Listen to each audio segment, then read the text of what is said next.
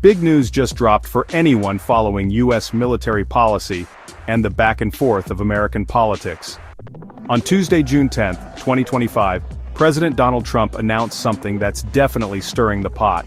He's restoring the original names of several Army bases that were renamed under President Biden. So what's behind this move? And why is it making so many headlines? Let's break it down.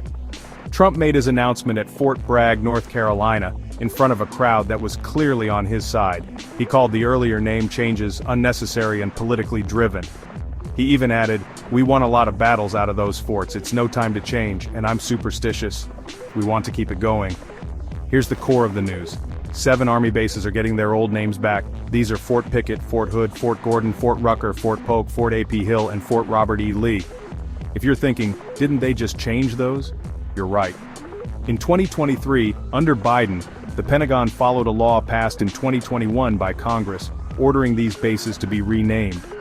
That move was part of a bigger effort to move away from names linked to the Confederacy and instead honor soldiers who showed heroism and sacrifice in more recent American history. The bases were renamed after a group that included 5 Medal of Honor recipients, 3 Distinguished Service Cross recipients, and 1 Silver Star recipient.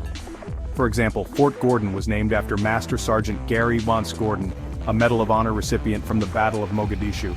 You might know that story from Black Hawk Down. Fort Pickett became Fort Barfoot, honoring Colonel Van Barfoot, another Medal of Honor recipient from World War II. And there's more. Fort Hood was renamed after Richard E. Cavazos, the Army's first Hispanic 4-star general. But now, with Trump back in office, the names are flipping back to their original form.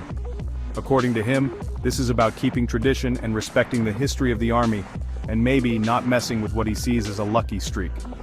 Naturally, there's pushback. The U.S. Army released a statement defending the 2023 renamings, saying the new names honored heroic soldiers who served in conflicts ranging from the Civil War to the Battle of Mogadishu.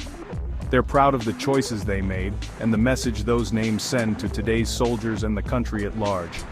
So what does all this mean? For some, it's a move to preserve history as they see it. For others, it feels like a step backward, erasing the progress made to recognize a more inclusive group of American heroes. This issue is more than just a list of names on signs. It's about who gets honored, who gets remembered, and how we as a country choose to see ourselves. And clearly, it's a conversation that isn't going away anytime soon. So, what do you think? Should the Army keep the new names, or do you agree with going back to tradition? Drop your thoughts in the comments. If you want to stay updated on the latest twists and turns in U.S. politics and military news, make sure to hit that subscribe button. Thanks for watching, and I'll see you in the next one.